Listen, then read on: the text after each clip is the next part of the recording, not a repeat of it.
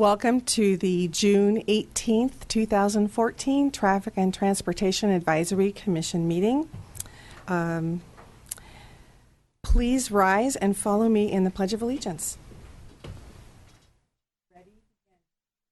I pledge allegiance to the flag of the United States of America and to the republic for which it stands, one nation, under God, indivisible, with liberty and justice for all.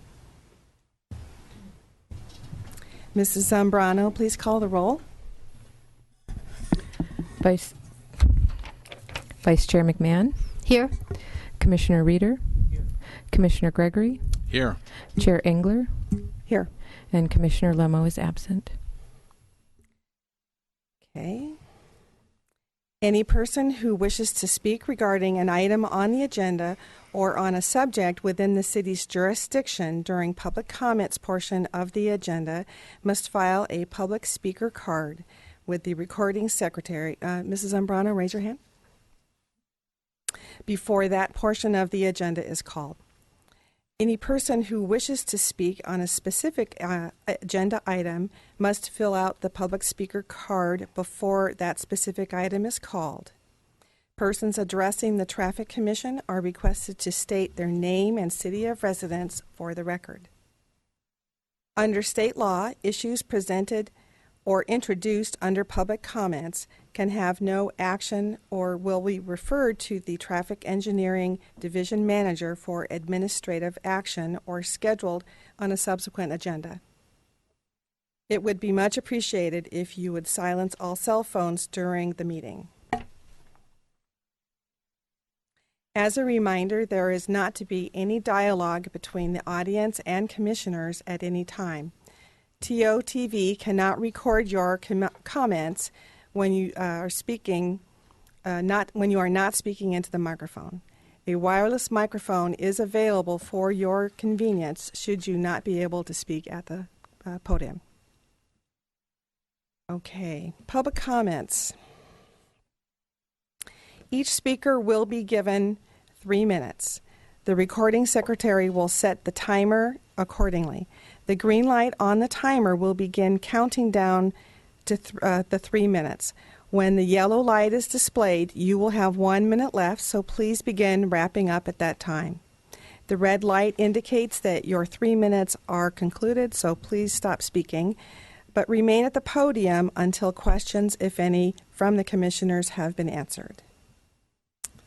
And as a reminder, we are at item 4, public comments. And I am going to call forward Megan. Excuse me, Chair Engler. That speaker card is actually for item 6B, not for public comment. So Megan, I'll call you up for item 6. Okay. So we have no comments, no public comment speakers? No speakers for public comments.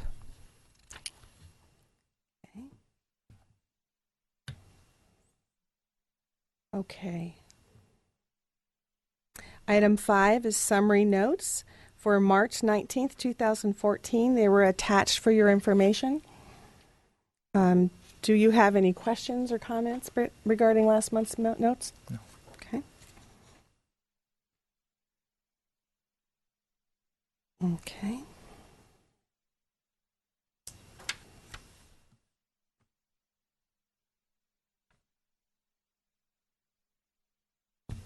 Okay, now we'll move to item 6, engineers reports. 6A is the annual school crossing guard program review. Mrs. Lowry? Good evening, Chair Engler and members of the Traffic and Transportation Commission. The item before you tonight is the annual school crossing guard program review.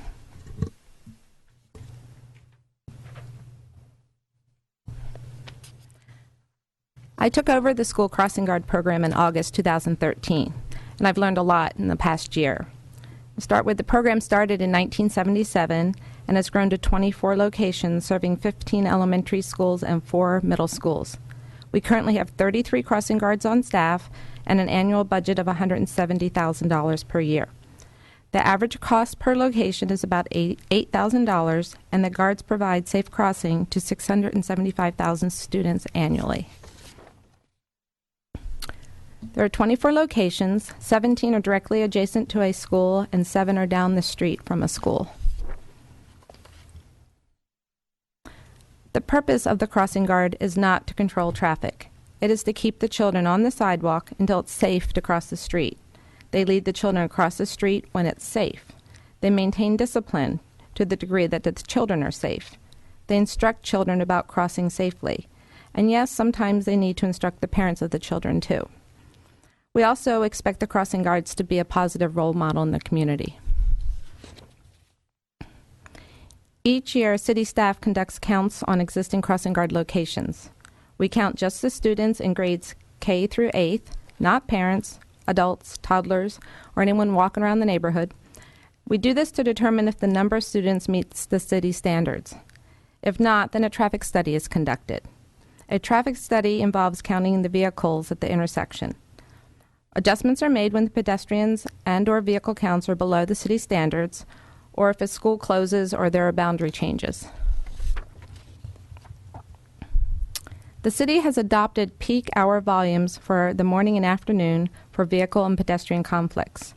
The standards are based on different types of intersections. For example, if you look at the last line in the chart, a signalized intersection, there needs to be a conflict between 300 vehicles and 20 pedestrians at a minimum in both the morning and afternoon in order to warrant a crossing guard.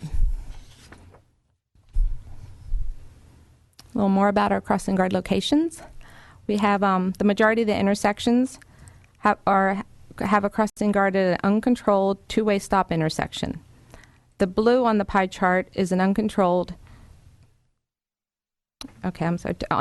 two-way stop, and the red shows an uncontrolled two-way stop with in-pavement lights. The two of these together make up the majority, or 62%, of the crossing guard locations. We currently have a request to install a crossing guard next to Sycamore Canyon School.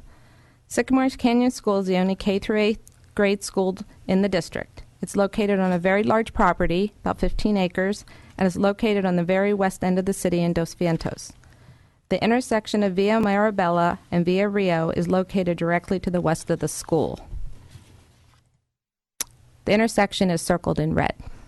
As you can see from the aerial, the school is located on the northeast corner of the intersection, and the village of Dos Vientos Ranch, which is the shopping center, is located on the northwest corner. Also in the shopping center is the Miller Family YMCA. And it also provides a very large, desirable parking lot for parents to park in when they pick up their kids. Sycamore Canyon School is a K through 8 school, as I said, and has a very high enrollment. There's 1,500 students that attend. So in addition to the high enrollment, they have 3 start times in the morning and 3 pickup times in the afternoon, which is unique to any school in our district. So basically, you have kids being dropped off continuously within an hour in the morning and an hour in the afternoon. So in March, staff conducted vehicle and pedestrian counts at the intersection, and then it was followed up by a school safety team meeting.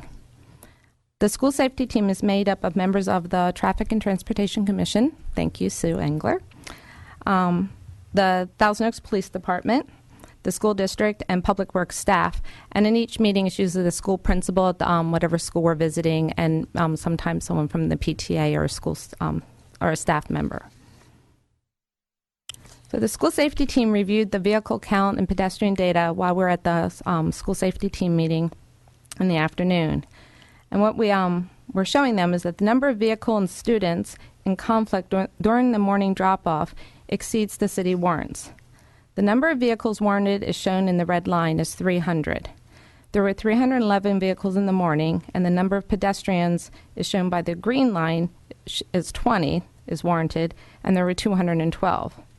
In the afternoon, the number of vehicles was below the warrant, but the number of pedestrians was 20 times what the required number is at 417. There's more than 95% of the students that cross this intersection travel east-west across Via Marabella, as shown on that green arrow.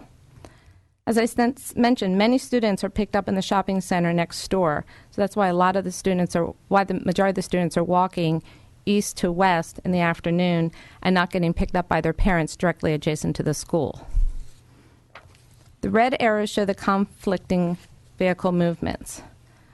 Both movements, the westbound right on red from Via Rio onto Via Mirabella, and the southbound right on red from Via Mirabella onto Via Rio, conflict with the pedestrians making the legal crossing on Via Rio, again the green arrow.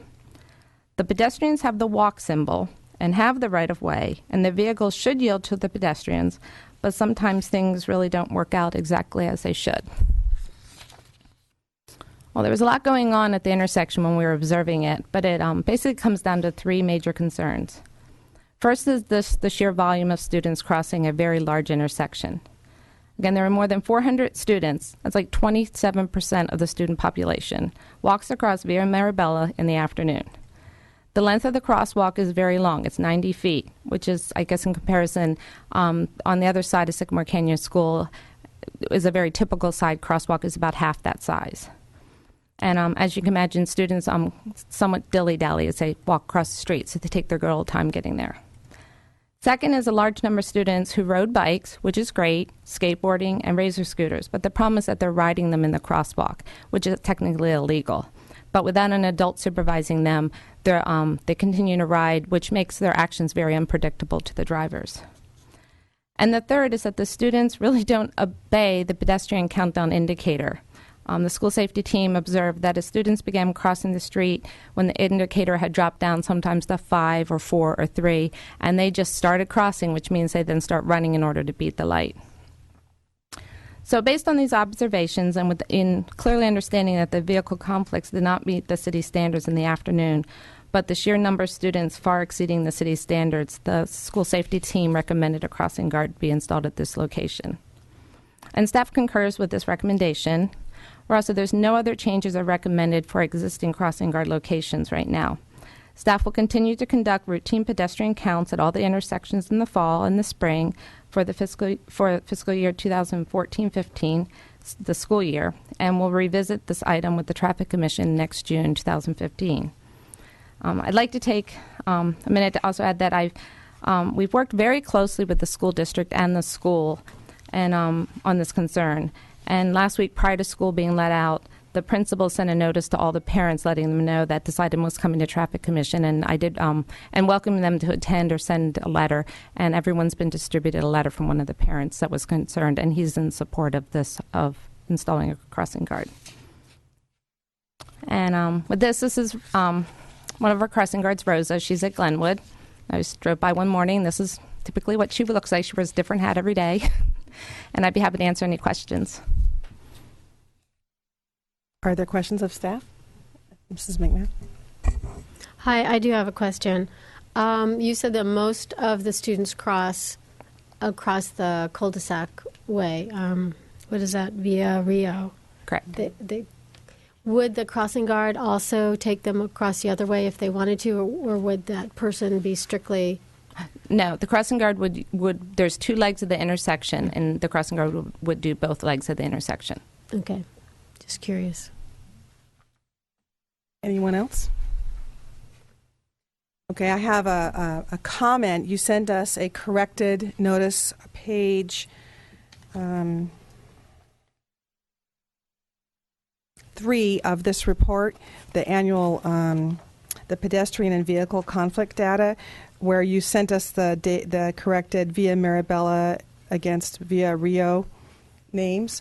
My question is, in your report, well, actually, in the next page, next attachment, number 2, you noted that it's item number 22, I think, is Sycamore Canyon School, Via Rio at Via Las Brisas. I think that's Via Mirabella. Is that correct? No, that table is correct. There's a crossing guard that's currently existing at Via Rio and Via Las Brisas. So then it would be in addition to this? Yes, this is a brand new location. Yes, Okay, so so there's then currently 24 locations, and So this we'd would have be a 25 locations then? Correct. Okay. Again, sorry for the confusion on the table.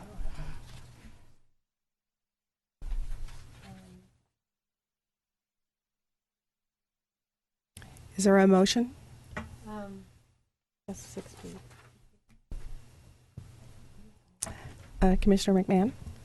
I move that we accept the staff recommendation and move forward with adopting an additional crossing guard location.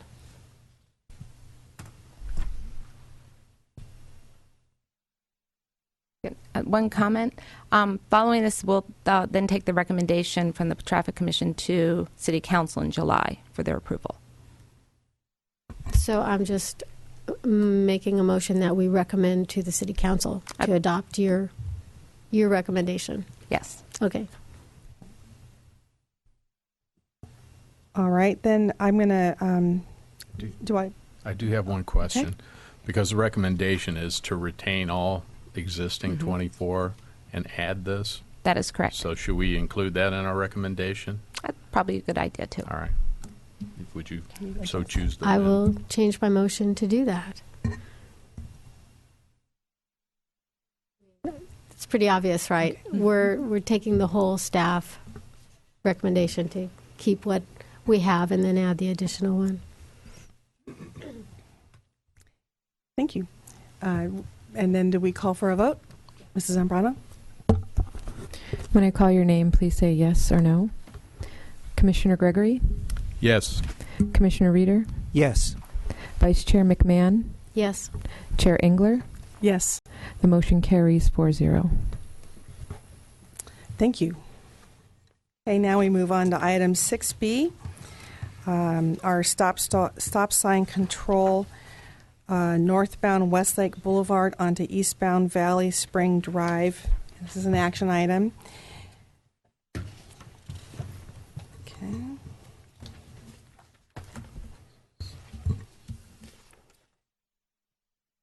And Mr. Machiko, are you giving the report? Yes, thank you, Chair Engler. This is a neighborhood request to review the stop sign control from northbound Westlake Boulevard onto eastbound Valley Spring Drive. This item is before the Traffic Commission this evening as a result of a number of citizens who voiced concerns through a local HOA who believe the stop sign that's currently posted there is unnecessary and causes unnecessary stopping delays, which generates air pollution. We've also received emails from the public concerning this, and they feel yield sign control would be more appropriate for this location. And before I continue, let me show you the existing conditions here. Here's a location map, and the red circle shows the intersection of Westlake Boulevard and Valley Spring Drive towards the lower portion of the screen. To the north is Canaan Road, that's a east-west street. Westlake Boulevard is a north-south 4-lane arterial street with a raised center median. Valley Spring Drive is an east-west street, 1 lane each direction, and there's no sidewalks on that street. Here's an aerial photo that shows the location that we're looking at tonight. The red arrow shows the right turn movement of interest from Westlake Boulevard into Valley Spring Drive. You can see here that there's pavement markings showing a stop legend, limit line at the location. And I've tried to highlight with a yellow arrow where a bike lane begins on Valley Spring Drive, just to the north or just to the east of the stop sign. And here's a couple of street view photographs of the location. This one's looking north on Westlake Boulevard just before you enter the right turn lane. You can see there's a couple warning signs there. One's a pedestrian crosswalk sign. Another sign just past that is the stop ahead sign for the stop signs that are posted. And this photograph is just a couple hundred feet forward. You can see that there's the 2 stop signs controlling the movement before you merge with Valley Spring Drive. This photograph is a different point of view. This one's taken when you're on Valley Spring Drive traveling east. You can see the stop sign control in place on the right-hand side. And where that blue vehicle is located in the center of the picture, that's roughly where the bike lane begins. I would like to point out that this particular stop sign was previously a yield sign control. The change to a stop sign control changed during the or as a result of a community meeting with the Traffic Commission back in January of 2006. At that time, there were a number of neighborhood traffic and pedestrian concerns along Valley Spring Drive. As I mentioned earlier, there's no sidewalks on Valley Spring Drive. And from that meeting, there were a number of traffic control enhancements that were recommended for this area. They included bike lanes, road restriping, and stop sign installations. And for this particular location, based on a number of factors, which I'll get into, yield sign control was recommended to be removed and replaced with stop sign control. So the two main reasons why the yield sign control was removed and replaced with stop sign control was basically, number one, a shortened merging zone that was created when the bike lane was added on Valley Spring Drive, and number two, the side distance concern. Staff had a concern with the angle in which a driver in that right turn lane would have to turn their head to the left, and to determine if there's a conflict from Valley Spring Drive, and momentarily they would have to take their eye off the road immediately in front of them. And so when we looked at this location, we did take a conservative interpretation of the stop sign warrants for this location. For this investigation, we did conduct a number of field reviews and conducted traffic counts. This graphic summarizes what we found in terms of the traffic volume.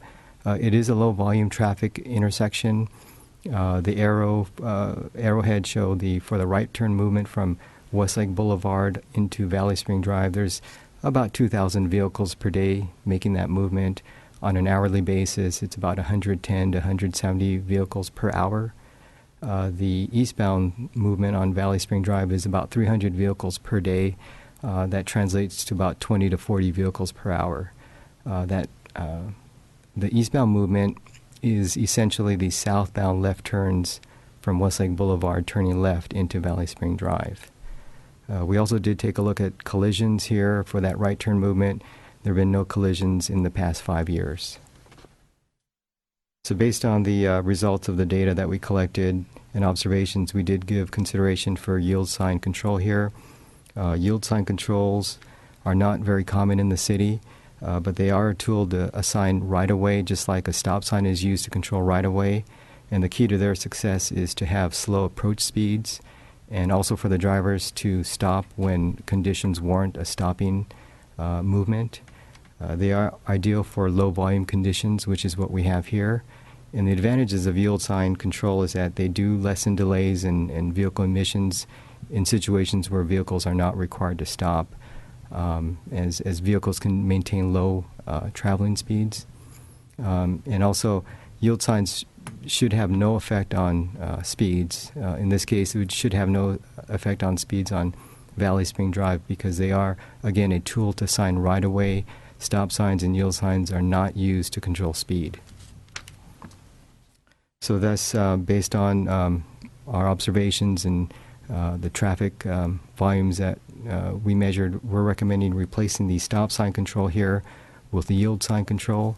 And in addition to that, we would recommend two additional actions is to install a merging traffic symbol sign facing eastbound traffic on Valley Spring Drive, and also to install a bike lane pavement stencil to supplement the bike lane begin sign there. We think that these two additional actions would mitigate those original concerns we had in terms of the shortened merging zone and the sight distance angle before the merging zone. So with that, that concludes this report, and I'll be glad to answer any questions. Do we have any questions for staff? Commissioner Gregory? Yeah, it's not so much for staff, but I welcome Sergeant Clifton.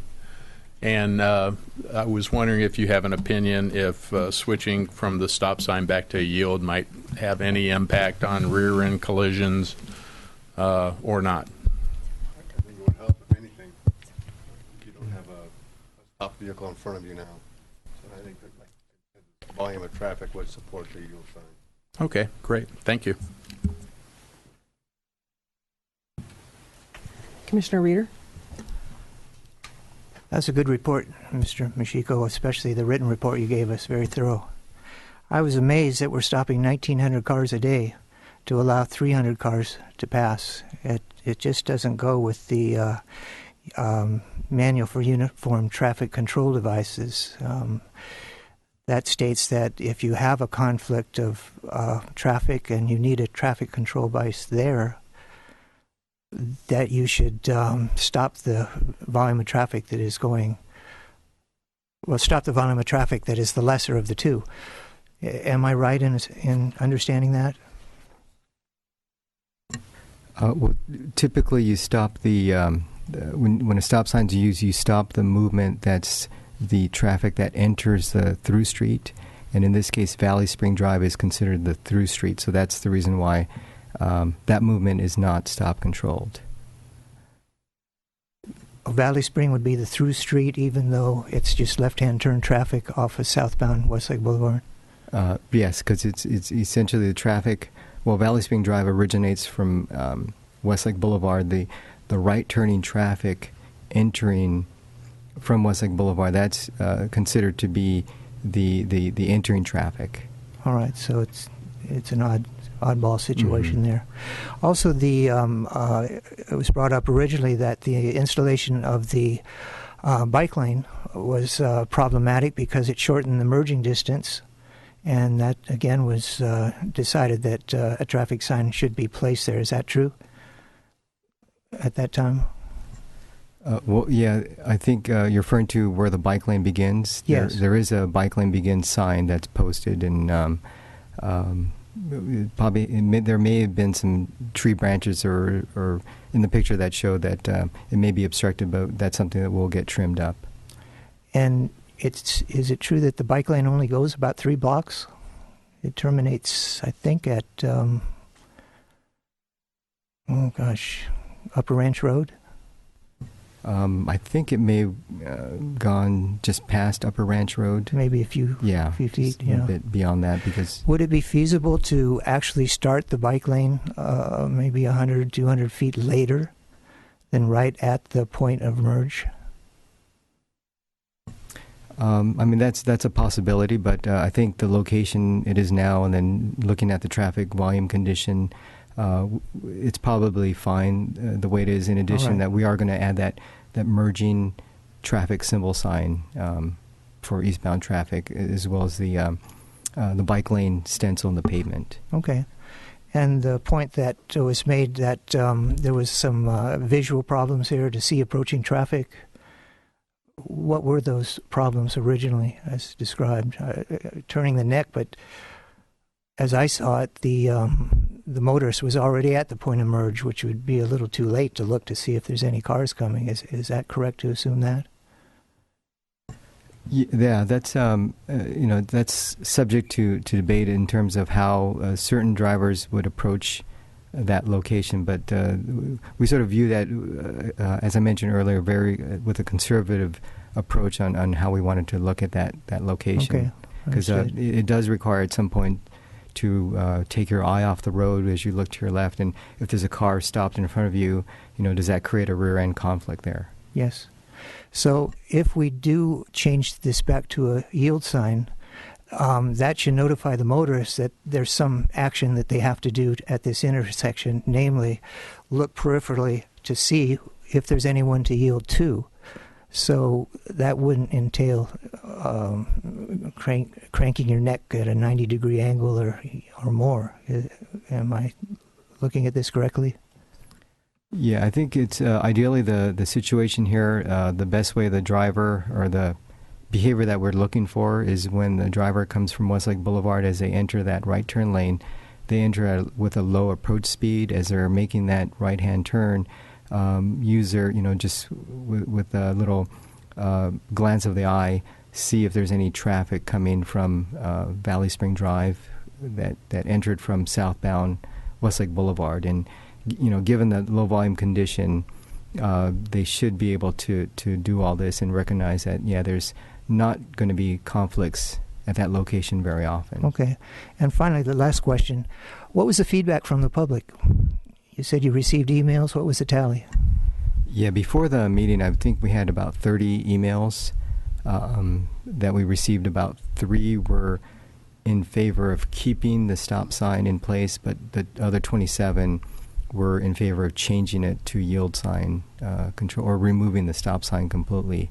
And then after, I think it was last Thursday, we received about 4 additional emails in support of this change to yield sign control. So it was 34-3 to change it back to yield? Is that 31? 27 were. Geez, yeah. I believe that would be 31. 31-3. Mm-hmm. So a lot of people don't respect this stop sign. Is that what you generate from that? Jump in. Sure. I have a question for you, because I have to ask specifically a question that is, if we go to a yield sign for the eastbound traffic who have turned onto Valley Circle from Westlake Boulevard, where do you envision that yield sign being, or like yield to traffic, or yielding, merging traffic? Where do you envision that merging traffic sign will be placed? Okay, the merging traffic symbol sign will be on the Valley Spring leg, and that will be just, say, about 100 feet after the southbound left turner had entered from Westlake Boulevard, and now they're on Valley Spring Drive. So they would see that merging symbol sign before actually getting to that merging zone. Are you looking at putting a pole on that island that establishes that lane that is to the right of the eastbound traffic and to the left of the northbound turning right traffic? Sorry if we're confusing you guys. Yes, that's correct. It would be on that right-hand side for the eastbound driver, which means it would be to the left of the right turn traffic from Westlake Boulevard into Valley Spring Drive. So my question is, can staff look at that to consider if we vote this recommendation? Can you look at that? Because looking at that site, I see a couple things that happen. The drivers driving northbound and turning right onto eastbound Valley Circle, they're turning at a rounded angle, and at the point where they're stopping, their car is not parallel to the direction they're traveling. So if they look in their left rear view mirror, they cannot see the traffic that's turning, if there's traffic turning on. So it's only what you've seen as you were driving up to that. So the location of that stop sign is not the best place for them to be stopping. If you kept a stop sign, it would be better suited to be moved down where they are actually more in line with the lane and can actually see, have that tool of their left rear view mirror. My concern is that you do have drivers who drive up on that turn, and they are actually turning and looking over their shoulder while they're at this angle in this turn, and they are actually looking across that island. And so I would not want a sign posted which further blocks what they're seeing when they're looking at the traffic that might be turning left and be a conflict for them.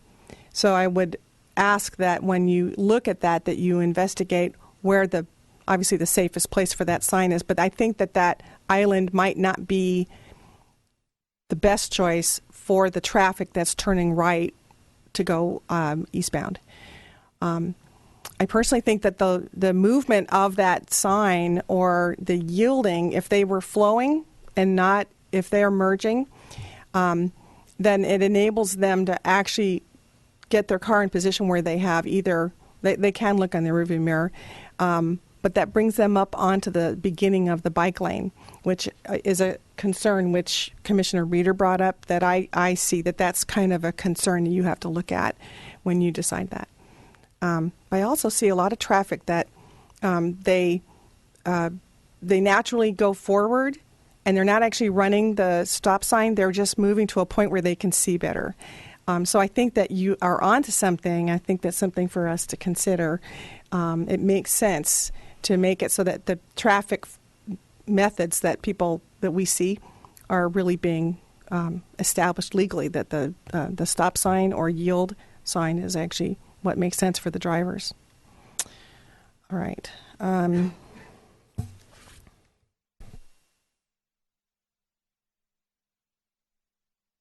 Commissioner McMahon. Just a quick comment, and I'm making assumptions here, so correct me if I'm making assumptions that are incorrect. I would assume that most of the people who make that right-hand turn are residents or people who visit residents, people who know that intersection pretty well. It's not going to businesses or anything like that. So if that's a person who drives that intersection all the time, my next assumption is they're going to be, before they make that right-hand turn, they're going to be looking ahead to see if there's anybody in the left-hand turn and be aware of whether they need to be really, really careful when they merge or if they can be less careful. And correct me if that's the wrong assumption.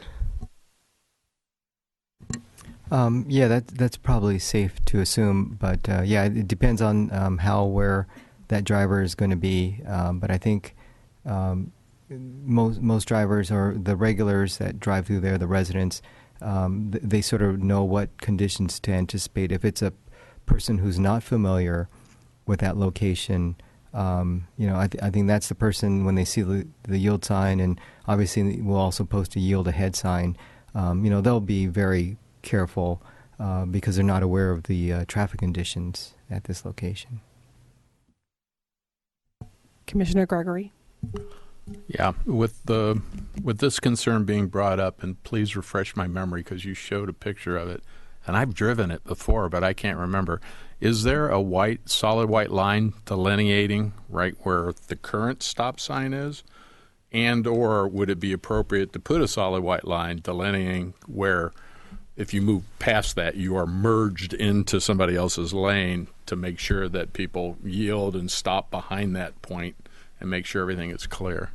What's your comment on that? Yes, there's like a stop limit line at the very end where the stop signs are located. So we would probably keep that in place to designate that's if you do have to stop when you yield, that's the point at which be ideal for you to stop. Thank you.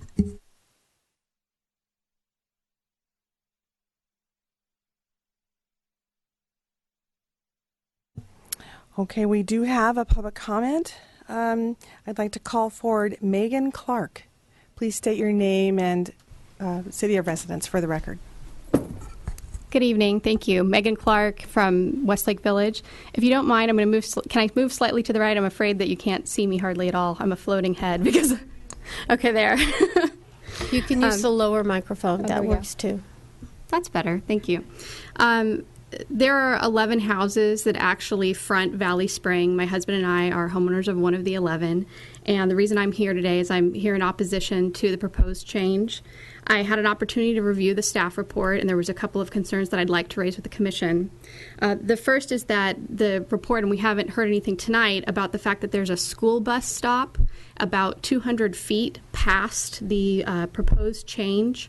And I have actually, and please forgive me, this is, rudimentary me with a highlighter and a Google map. And I was wondering if I could submit this to you in terms of the location of where I know that the school bus stops, and as well as the parcels that actually front Valley Spring as opposed to the ones that back up to Valley Spring. Is that something that the commission is able to accept? Absolutely. Okay, thank you. May I approach? Yes. Okay.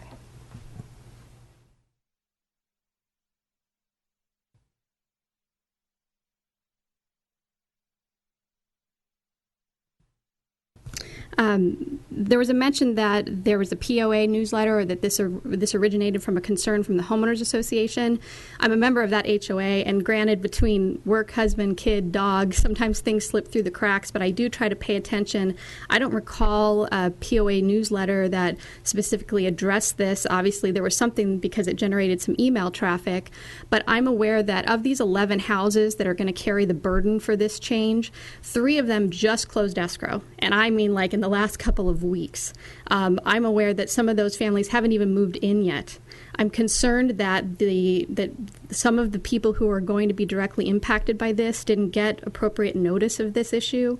My recollection is that the notice that I received was addressed to my husband and I in our names as property owners, and obviously if the previous homeowners had a mail forward, that notice might not get to the new person, if it got caught by the post office and forwarded on. I also understand that, it's very easy to take a nose count and say, well, we've got 30 emails in support of the change and 3 against. But I would suggest that we should consider the weight of the voice of the homeowners who actually front Valley Spring, perhaps with a little bit more gravitas than, those who don't live there and who are possibly just passing through. The other thing that concerned me is that there wasn't a specific problem that was identified as the need for this change. It sounds to me like part of it is that it's inconvenient. I don't mean to call out the sergeant who was here, but I'm just using it as an example.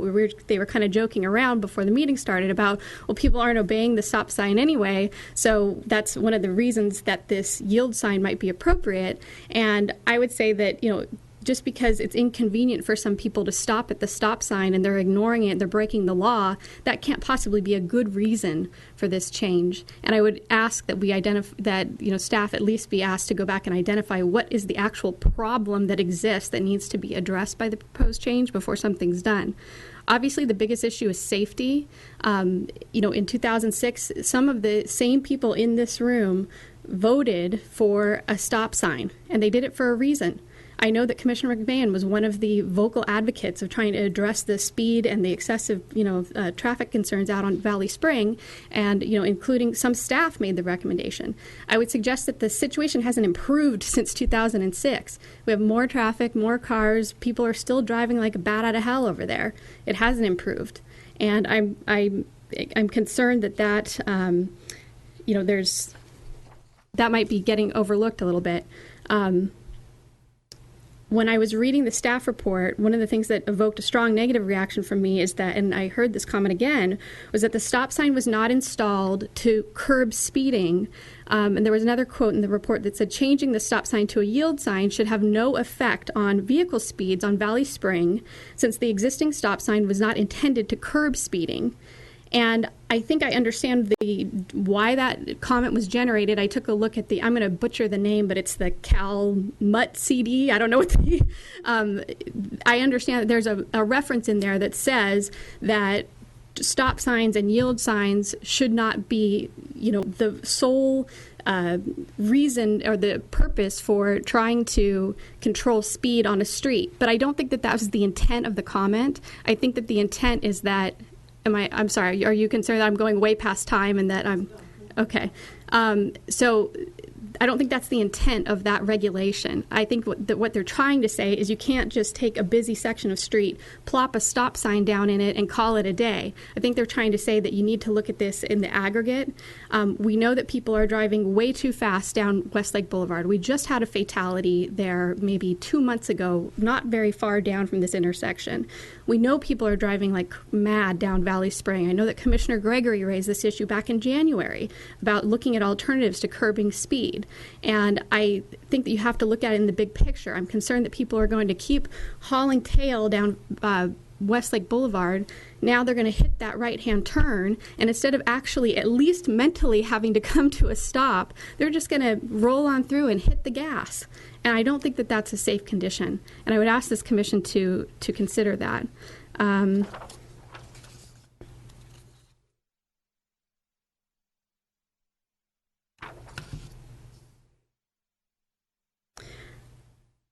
My experience has been that on this type of a proposed change, especially when it's being initiated by a neighborhood, that I've seen before that there's a petition that's been filed, and I didn't see one here. I was wondering if that means that procedurally that was something that needed to be done.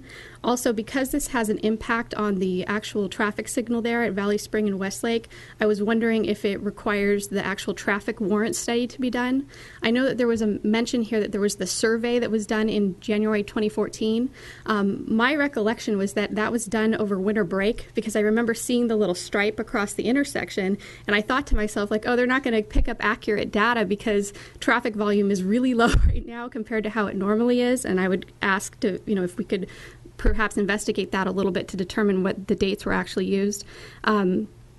Also, I wasn't able to identify that this was a mandatory change, that this is something that you're mandated or required to do under the regulations. It appears to be a discretionary change.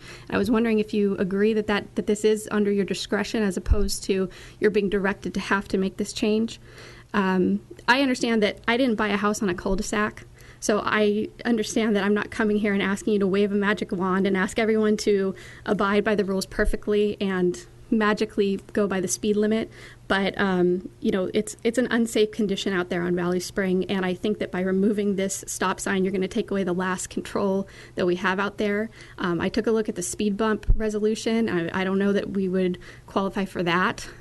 So that leaves us without a lot of remedy. The HOA doesn't allow us to have solid walls or do anything that we can do in terms of protected safety out in the front yard side of the street.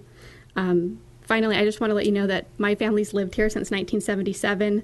I very much appreciate your service. I know some of the people here in this room and staff have been here for years and years and years and years. And so I'm sure you would all rather be watching the Dodger game or doing something else instead of listening to this. So I just wanted to let you know that we do appreciate your service. Thank you. Thank you. Could you stay for questions? Absolutely. Could you repeat, you said there were several houses in escrow that haven't closed yet? They just closed. Okay. How many were there? Out of the 11, I marked it on the map that I gave you. So out of the 11 that actually front Valley Spring, 3 of them just closed escrow in the last couple of weeks. I'm aware that at least 2 of them, I don't believe the people have even moved in yet. They're doing, they're in process. Okay, thank you. Mr. Mashiko, can you respond to any of the questions brought up by the speaker? Yes, there was a couple questions or comments made in terms of like when we did our traffic survey. Our traffic counts were conducted in late January, and generally when we do these types of measurements, we want to make sure that we don't do these when there's when school is out. Typically, we want to make sure it's a good weather, no inclement weather. So we want to get typical road conditions when we do these surveys.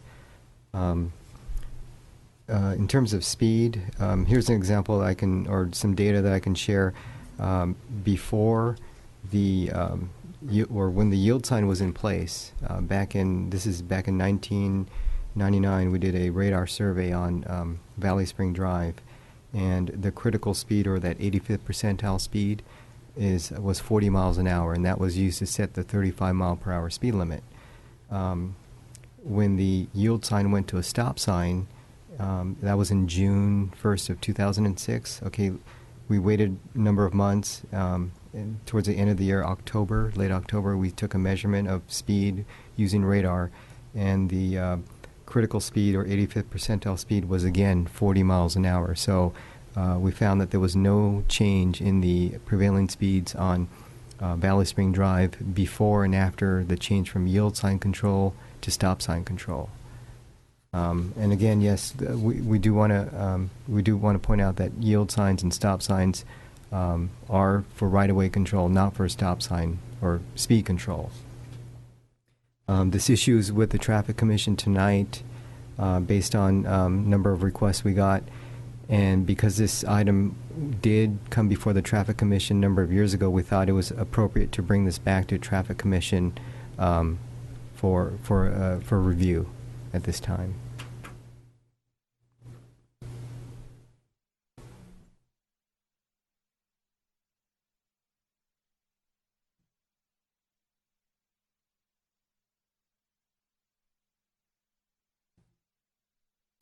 Thank you very much. I'm going to excuse you. Or you may join us in the seats. You have a question of the speaker. Thanks. Hi. Thank you for coming. So basically what you're stating, if I can recap it, is there's still a speeding problem on Valley Spring, which is, got a long history, and we've tried to do what we can within our warrants and what we can do. I think this today was brought up because from what I'm hearing with everything in the statistics is by the time it gets down to the homes that you're talking about, people are still speeding. It's just that nature and the way that street is, and we've at least stopped the auto mall from making it a test drive street. At least we hope so. Maybe we need to reinforce that. If you see, brand new cars or something like that, that would be a great observation you could share with us, because that's something we can write a letter and do. At the time, and yes, I was here, and we're trying to, we didn't put the stop sign in to mitigate speeding. It was a safety thing, line of sight, people having to turn, at the same time they're driving. It appears from this other data that that's kind of negligible now, and that we may have overreacted, and there are some other reasons now to do it. If that sign, if the speed limit's 40 miles an hour, one or the other, I don't see where, leaving it in place is really going to help you, although we can direct staff to, if we do vote to make a change, to take that into consideration and do some more measurements. If that would be something that you would like to see done, there's not a lot we can do to mitigate. Unless you can suggest something that's within our warrants, to calm the traffic down there, because there's no reason to put anything and slow traffic down. It's just their nature. So, do you have any other suggestions? Well, it's a posted speed limit of 35. Right. I couldn't find, it used to be that there was like a traffic map for Thousand Oaks, and it marked like the arterials and, all that sort of thing. That I couldn't find, but I don't believe that it's marked as anything other than a residential street, although it is wider than usual or normal. And I think that's why, when you start looking at the speed bump analysis, you start getting into some, issues about, technically I think the speed bump resolution says you can't even really seriously look at it if it's more than a 40-foot wide street, and we're at 50 feet. I just think, and when I make this comment, I'm not making it as a personal attack to anyone. I'm just saying that I think that it challenges common sense to think that removing a stop sign is not going to have an effect on how fast people drive. And I understand what's in the traffic manual, and I understand staff's analysis. But I think that if you have a stop sign in place, people, at least those law-abiding people are going to come to a stop, and then they are going to go again. I think that it would be great if we could get additional data out there, although I know that's a double-edged sword, because there's that case that says if you wind up getting more data that shows that people really are speeding, then you have to reset the speed limit to whatever it is, 10 miles an hour or 5 miles an hour within whatever I can't remember. You know what I'm talking about. 85%. The 85% rule. And so I'm a little bit hesitant, to be honest, to push you in that direction and then really screw things up, because they are driving like nuts out there. The traffic manual, I think that it references one of the best things you can do is enforcement. Well, I know that there's kind of like the one motorcycle deputy who hangs out on Arbalest between Westlake and Herbs, and he's in the median most of the mornings, Texas Ranger style, behind the trees. He very rarely gets up to Westlake Boulevard. In the time that I've lived on Valley Spring, I have never once seen anyone out there doing traffic tickets. Not one time. And I'm in the phase of life where it's like all I do is drive 10,000 times in the same 5-mile radius to kids' school and work and all that. So I go through there constantly, and that would be something that would be extremely helpful, is if we could get support on the enforcement side to get out there and Well, that might be something that we could ask Sergeant Clifton if, that could be scheduled, or the radar sign of something we've done. I will bring coffee to you but if you want to park in my driveway. So. Some of what you said is whether somebody's creeping at 5 miles an hour to do a yield, or dead stop. By the time they travel X amount of distance, they're going to travel whatever speed they want to. and it isn't going to make a difference the farther they drive. That's their prerogative. All we can do is warn them. So maybe Sergeant Clifton, is that something that we could recommend, or maybe could have not a normal schedule because we like to keep it random.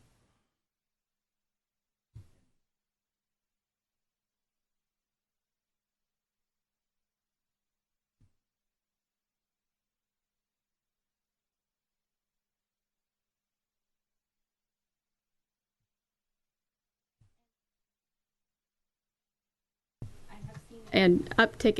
It's like Sunday afternoon, and there's luxury sports cars that are coming through there like mad.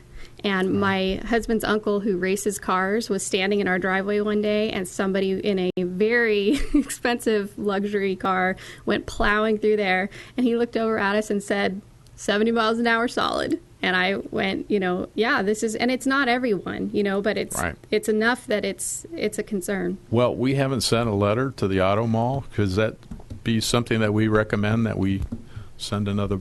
We have sent it to them before, and they have complied, but it has been a little while. Is that something we could also suggest? Yes, that's something we could send to the association. We're kind of limited, but thank you for I your understand. feedback and your suggestions. Thank you for your time. Thank you for speaking. All right, we're going to close a community meeting. I'm going to ask if there's further discussion among commissioners.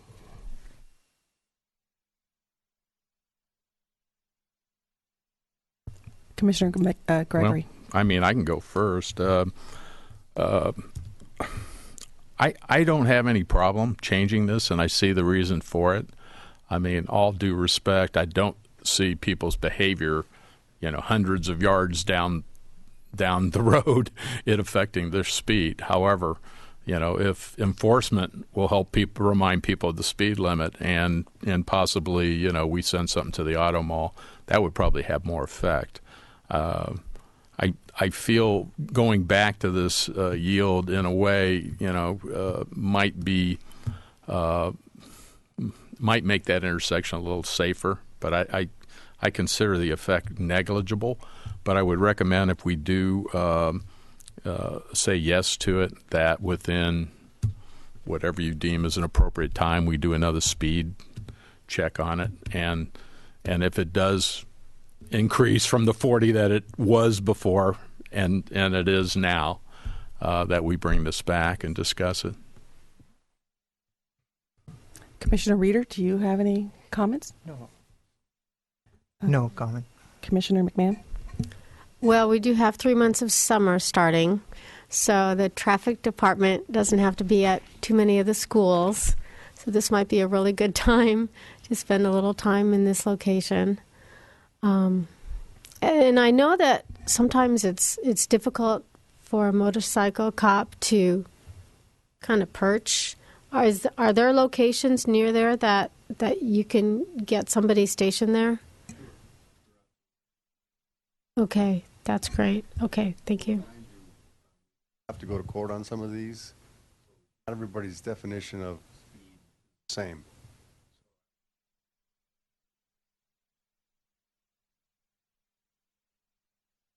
Thank you.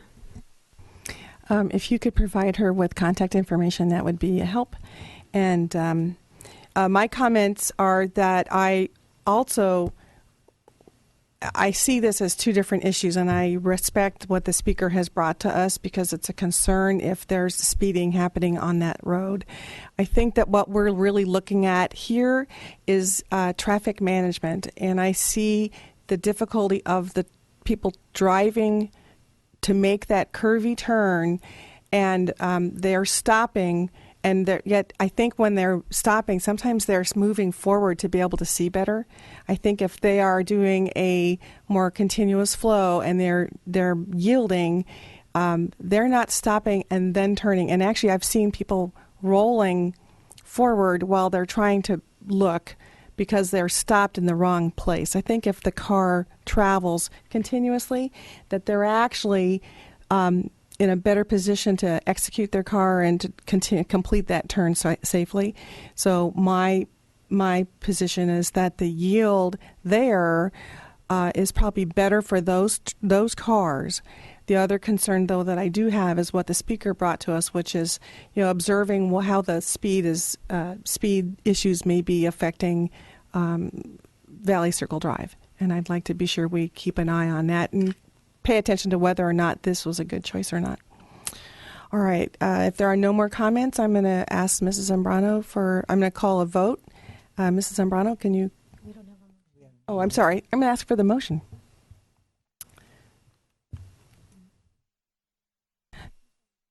Yes, I'd like to make a motion to accept the recommendations of staff and to replace the stop sign control facing northbound on Westlake Boulevard onto eastbound Valley Spring Drive with the yield sign control, and to add a merge sign on the eastbound Valley Spring before that intersection, and to re-sign the bike lane on the pavement.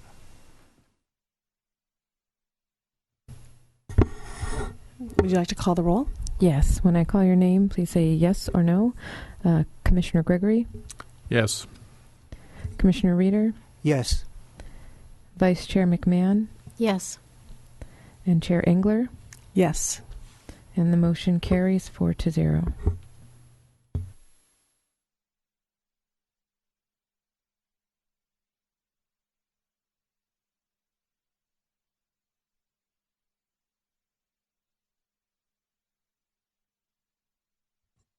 No, this doesn't have to go to City Council. This is only items or stop signs for installation need to go to City Council. Thank you for joining us and for speaking.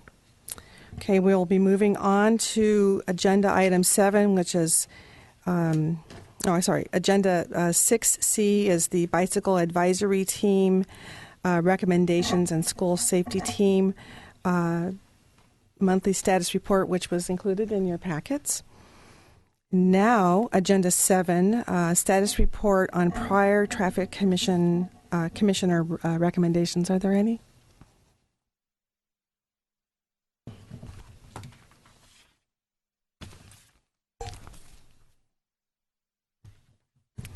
Okay, that's just a little comment there in terms of the speed cushions on Calle Olivo were approved by City Council, and our staff has gone through and prepared an engineering drawing to show a layout for our street crews to perform the installation, and that should be done before school resumes in the fall. Thank you. Okay. I did have one quick question that they say speed cushion. Is that different than a speed hump? Okay. Yes, it went from speed humps to speed cushions. The speed cushions are the ones that have are slotted speed humps that have an opening for the wheels or the tires of a fire truck. Okay, thank you.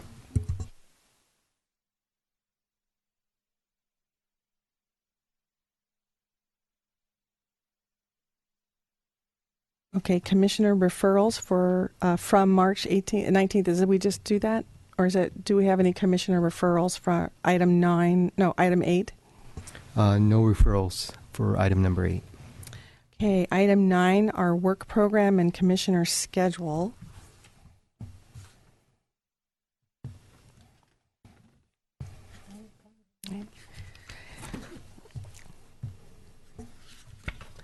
So our future action items I see include Hillcrest Drive restriping, Newbury Road, east of Hague, speed hump petition, protected permissive left turn traffic signal operations, traffic signal master plan, and the Westlake Boulevard sidewalk installation project for information.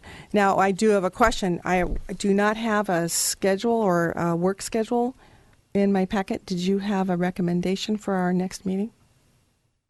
I think our next meeting we're probably going to be able to bring you the speed hump petition request for Newbury Road, and that's a location I think you've looked at in the last year, where just to the east of Hague Road, the speed limit, or it's a residential section, 25 miles an hour, but to the west of Hague, it's sort of a collector or commercial zone, and I believe the speed limit there is 40 miles an hour. We put a radar feedback sign as you go from the higher speed zone into the residential zone, but the citizen, or one of the citizens, circulated a speed hump petition. They achieved the minimum signature rate that's required to have this come before you, so we'll probably have that next month. So my question next is will we be convening normally next month in July? Yes, July, and then August is usually the time all the committees and commissions have a recess. Did you say July or August? In July. In July. In July. Okay. All right. If there are no more questions of staff regarding our work schedule, I just had one comment. okay. This isn't a question, but it's how we're going to view these future agenda items. I'd like to see us move up the protected permissive left-hand turn signal operations to a closer time than perhaps it's scheduled. This is in response to a letter or to the editor at the Acorn on March 6th, where John Michael sent a letter saying that the left-hand turn signals that kept him waiting for so long, and there's no traffic anywhere. I looked into that a bit and asked around, and Camarillo has come up with a solution to that will keep traffic moving efficiently. And they, of course, have all the data to see if there was any unintended consequences. So my suggestion would be to perhaps inquire with the traffic engineers in Camarillo, see how satisfied they are with their solution to the problem. And this, one of my goals is to see if we can't get traffic to move around the city more efficiently. One more item is that it's the 50th anniversary of the City of Thousand Oaks, and the City Council has created Visioning Thousand Oaks 2064, and they have created several different departments, I guess, where the public can go and talk about how they would like to see the city look in 50 years. I decided to attend the Public Works, and it was chaired by Councilman Jackie Irwin and R.J. Spurgeon of Public Works, and it was a great meeting. And I learned a few things about the transportation. There were other things they talked about too, such as water and sewers and infrastructure, but I was interested in the transportation to see if we couldn't become a part here at this commission of visionaries for 2064. And 3 suggestions were brought up then. One was, wouldn't it be nice to be able to travel from one end of the city to the other and you hit all green lights? Will we have the technology to do that? Another was, a woman said, by 2064, I wish that there would be no speed humps in the city of Thousand Oaks. And that got a little applause. Finally, there was one that concerned left-hand turn waiting times. So all these apply to the efficiency of moving about our city. So if we as a commission can make our decisions with that in mind, can people move around easily? That's what I would like to do. And by the way, the next transportation meeting at Public Works is July 1st, Tuesday. So if any of you would like to go, I'm sure it'll be quite interesting. Thank you, Commissioner. You actually segued into our next section, at which point I was going to invite commissioners to join and the public to join the Visionary 2064 meeting at the Municipal Services Center in the Conejo Room. The address is 1993 Rancho Conejo Boulevard, Tuesday, July 1st, 2014, from 6 p.m. to 8 p.m. I have attended several meetings, and they do provide nourishment so that when you arrive, if you have coffee or water and there's snacks, so you're coming from work, please don't worry that you need to take a break before you get there. It's very interesting, and I would encourage all of us from the community to participate if possible. So thank you for bringing it up. Chairman, what time does that meeting start? It starts at 6 p.m. and goes till 8. Okay. Are there any other traffic commissioner comments or discussions? Commissioner Gregory. Yeah, I don't know if I should have done this on number 8, but it's come to my attention that on Avenida de los Arboles, one of our favorite streets, right before westbound, right before Moore Park, it seems to stack up quite a bit. And I was wondering, and that's right around where the fire station is, but it seems like the protected parking lane, kind of stops people from moving into the right lane, especially traffic that's going to go straight and turn right into that Trader Joe's, which a lot of people do right there. I was wondering if somebody could go down there and observe whether we could restripe that a little more efficiently to minimize that stacking. I ran into it today, and I couldn't believe how far back it was at a very odd time of the day. So I don't know if I ran into an anomaly or what, but I think if you looked at that striping there, we might be able to do a little bit of an improvement, but I won't make it a priority. Okay. Yes, I don't think it's an anomaly. My brother-in-law is a captain at that fire department, and he says it's kind of a messy situation there right now, so I concur. Okay. All right, at this point, we're going to adjourn tonight's meeting. Our next meeting will be held at 6:30 p.m. on July 16th, 2014. There it is, right there. Here in the boardroom of the Civic Arts Plaza on the 3rd floor. Meeting adjourned.